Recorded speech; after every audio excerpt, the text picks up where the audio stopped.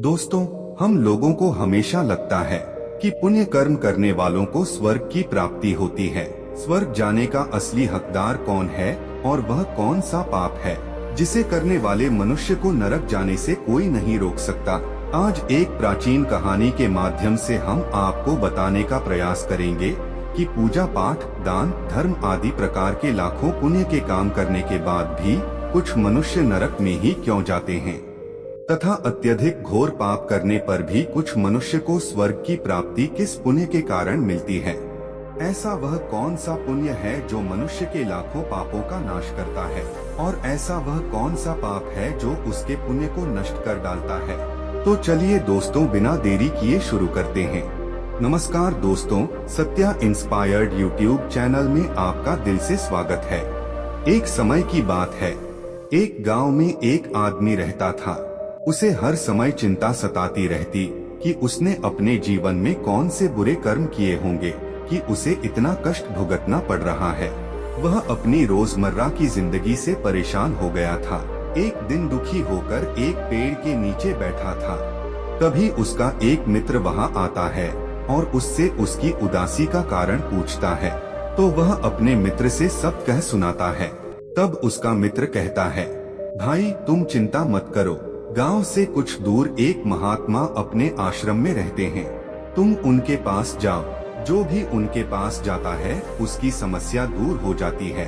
तब वह आदमी कहता है, भाई अगर ऐसा है तो मैं आज ही उनके पास जाऊंगा। फिर वह आदमी उस महात्मा से मिलने के लिए निकल पड़ता है। गांव से कुछ दूर चलने के बाद उसे एक आश्रम दिखता है। वह आश्रम में जाकर महात्मा को प्रणाम करता है और अपनी समस्या उन्हें बताता है। देवर्षि महाराज, कुछ मनुष्य पाप करने पर भी स्वर्ग में क्यों जाते हैं और कुछ मनुष्य को पुण्य करने के बावजूद भी नरक में क्यों जाना पड़ता है। ऐसा वह कौन सा पाप है जो सभी पुण्यों को नष्ट कर डालता है, और वह कौन सा पुण्य है जो समस्त पापों को भस्म कर डालता है। तब महात्मा मुस्कुराते हैं और कहते हैं, भंते, आज तुमने संसार के कल्याण हेतु उत्तम प्रश्न किया है। इसी संदर्भ में आज मैं तुमको एक प्राचीन कहानी सुनाता हूँ, जिससे सुनकर तुमको तुम्हारे सभी प्रश्नों के उत्तर मिल जाएंगे। इसीलिए तुम इस कहानी को ध्यान से पूरा जरूर सुनना। वह आदमी कहता है कि महात्मा, आपके मुख से इस कहानी को सुनना मेरा सौभाग्य है। मैं इस कहानी को ध्यान से पूरा अवश्य सुनूंगा और इसका प्रचार करूंगा। शायद इससे मेरे जीवन में कुछ प्रभाव पड़े। महात्मा कहते हैं, भंते, पूर्व काल की बात है। मध्य देश के एक नगर में एक ही समय पर 4 व्यक्तियों की मृत्यु एक साथ हुई थी। वे सभी लोग विचारों में अलग अलग और अलग अलग प्रदेश के रहने वाले थे। केवल संयोग से ही उन चारों का अंत एक ही समय पर हो गया था। एक ही समय पर यम के 2 दूत उन चारों को लेने के लिए आए थे। मरने वालों में एक तो किसी प्रदेश का राजा था, दूसरा बड़ा धनी व्यापारी था, तीसरा एक पूजा पाठ करने वाला पंडित था और चौथा गरीब मजदूर था, जो दिन भर मेहनत करके अपने परिवार का पालन पोषण करता था। वे सभी मृत्यु के पश्चात यमलोक में पहुंच जाते हैं। यमलोक पहुंचने पर वहां का दृश्य देखकर वे सभी भयभीत हो जाते हैं। उनका अंग कांपने लगता है। यमलोक में विशालकाय आकार वाले यमराज सुवर्ण से बने सिंहासन पर विराजमान होते हैं। उनके पास चित्रगुप्त बैठे होते हैं, जिनके पास सभी प्राणियों का लेखा जोखा रखा हुआ है। यम के दूत उन आत्माओं को आगे धकेल रहे होते हैं।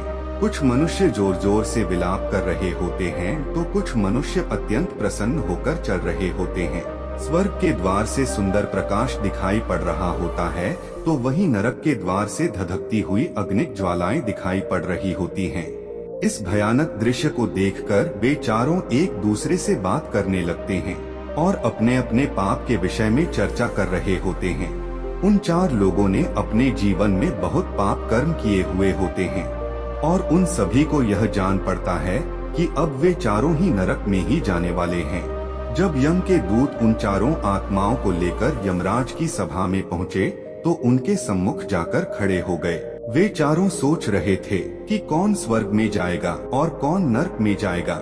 यमराज अपने आसन पर विराजमान नहीं हुए थे। उससे पहले ही चारों आपस में बातचीत करते हुए स्वयं को ही स्वर्ग का मिलना चाहिए कहने लगे। सबसे पहले राजा कहने लगा, देखो मुझे तो धर्मराज पक्का स्वर्ग में ही भेज देंगे, क्योंकि मैं एक विश्व विख्यात राजा हूँ।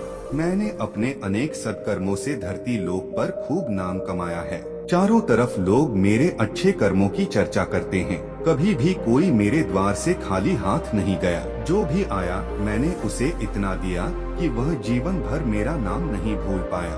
हर तरफ मेरे नाम का यशगान हो रहा है।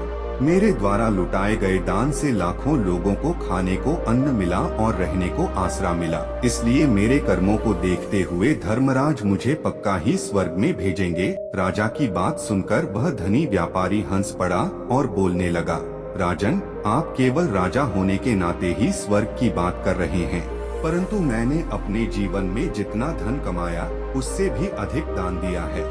मैं अपने राज्य के कई निर्धन लोगों का पालन पोषण करता हूँ। मेरे द्वारा निर्मित अन्न क्षेत्र में कोई भी भूखा नहीं रहता। यदि आप स्वर्ग जा सकते हैं तो मैं भी स्वर्ग जाने का अधिकारी हूँ। इस पर पंडित ने हंसते हुए कहा, तुम दोनों अपने कर्मों का बखान कर रहे हो, परंतु मुझे देखो, मैंने अपने जीवन में भगवान की उपासना और ध्यान किया है। मैंने वेदों का अध्ययन किया और अनेक यज्ञों का आयोजन किया। मेरे सारे जीवन का उद्देश्य ही धर्म और पुण्य का प्रचार रहा है, इसलिए स्वर्ग का असली अधिकारी मैं हूँ। यह सब सुनकर गरीब मजदूर ने धीमी आवाज में कहा, मैं जानता हूँ कि मैं आप लोगों की तरह महान कार्य नहीं कर पाया हूँ। मैंने केवल अपने परिवार का पालन पोषण किया और कड़ी मेहनत से जीवन बिताया, परंतु मैंने कभी किसी का बुरा नहीं किया। मैं अपनी छोटी छोटी खुशियों में ही संतुष्ट था और हमेशा दूसरों की मदद के लिए तत्पर रहा।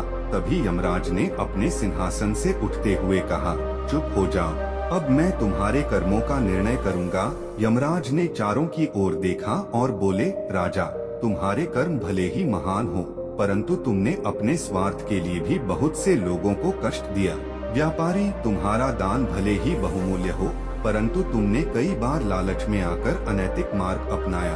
पंडित, तुम्हारी पूजा और यज्ञ भले ही श्रेष्ठ हो, परंतु तुम्हारे हृदय में अहंकार और द्वेष की भावना थी। फिर यमराज ने गरीब मजदूर की ओर देखते हुए कहा, तुम्हारे पास न धन था न पद, परंतु तुमने हमेशा सच्चाई और ईमानदारी का मार्ग अपनाया। तुम्हारा जीवन सरल और निष्कपट था, यही तुम्हारा सबसे बड़ा पुण्य है, इसलिए तुम्हें स्वर्ग की प्राप्ति होगी। यमराज की बात सुनकर सभी आश्चर्यचकित हो गए और मजदूर को देखकर प्रेरणा लेने लगे। महात्मा ने अपनी कहानी समाप्त करते हुए कहा, इस कहानी से हमें यह सीख मिलती है कि वास्तविक पुण्य वह है जो हम सच्चे मन से करते हैं। अहंकार, लालच और स्वार्थ से किया गया कोई भी कार्य हमें स्वर्ग का अधिकारी नहीं बना सकता। वह आदमी महात्मा को प्रणाम करके वहाँ से चला गया और उसने इस कहानी का प्रचार प्रसार किया। धीरे धीरे लोगों ने सच्चाई और ईमानदारी के मार्ग को अपनाना शुरू कर दिया। इस प्रकार उस गांव में एक सकारात्मक बदलाव आया और सभी लोग पुण्य और पाप का सही अर्थ समझने लगे। धन्यवाद दोस्तों, इस कहानी को ध्यान से सुनने के लिए। यदि आपको यह कहानी पसंद आई तो कृपया हमारे चैनल सत्या इंस्पायर्ड को सब्सक्राइब करें और वीडियो को लाइक और शेयर करें।